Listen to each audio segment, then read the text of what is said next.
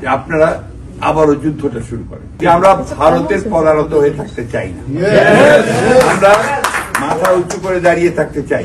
আমরা চেষ্টা করেছি, আপনারা চেষ্টা করেছেন, এবং আমাদের যুক্তরাজ্য বিএনপির হিসেবে আপনারা যেটা বলেছেন অতিরিক্ত দাবি করেননি, যে আপনারা সবচেয়ে বেশি ভূমিকা পালন করেছেন,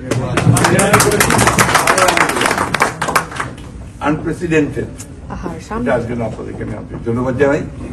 আবারও শেষ করব একটা অনুরোধ জানিয়ে, যে আপনারা আবারও যুদ্ধটা শুরু করেন, যে আমরা ভারতের পদানত হয়ে থাকতে চাই না, আমরা মাথা উঁচু করে দাঁড়িয়ে থাকতে চাই।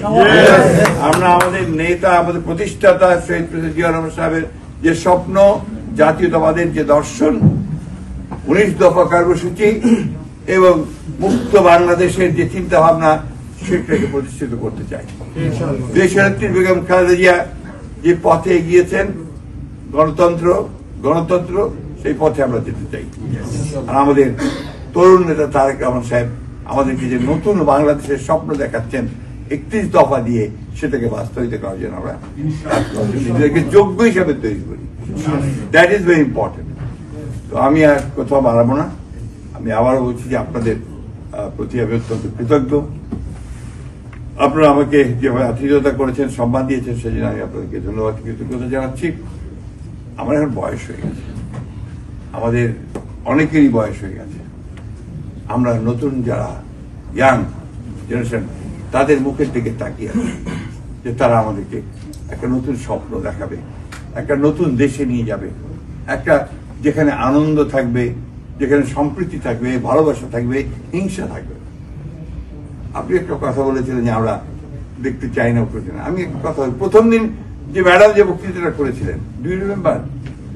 উনি হাসপাতাল থেকে আমাদের মুক্তির পরপরই নয়াপল্টনে যে আপনার সভাটা হয়েছিল, ওখানে 4-5 লাইনের উনি একটা বক্তব্য রেখেছিলেন ম্যাডাম, মনে আছে? তিনি কি বলেছিলেন? তার প্রধান যে কথাটা ছিল যে অনেক রক্তপাত হয়েছে, অনেক ক্ষতি হয়েছে, আর রক্তপাত নয়, আর প্রতিহিংসা নয়, প্রতিশোধ নয়। আসুন আমরা এখন সবাই মিলে ঐক্যবদ্ধ হয়ে দেশকে গড়ে তোলার চেষ্টা করি, ভালোবাসার একটা বাংলাদেশ গড়ে। That is most important. এটা আপনারা সবাই মনে রাখবেন। আর একটা কথা, বিদেশে বাংলাদেশের যে সম্মান, সৌন্দর্য, এটা কিন্তু আপনাদের হাতে। How you behave, how you move, সম্পূর্ণ কিন্তু আপনাদের উপর নির্ভর করে, তাই না? এটা মাথায় রাখতে হবে।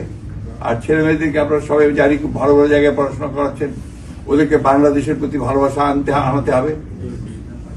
একটু তাদেরকে আপনাকে বোঝাতে হবে যে হোয়াট ইজ বাংলাদেশ, কেন আমরা বাংলাদেশের পক্ষে কথা বলি। রুটের প্রতি তার যে আকর্ষণ, সেটাকে সৃষ্টি করতে হবে। এটা আপনাদের দায়িত্ব।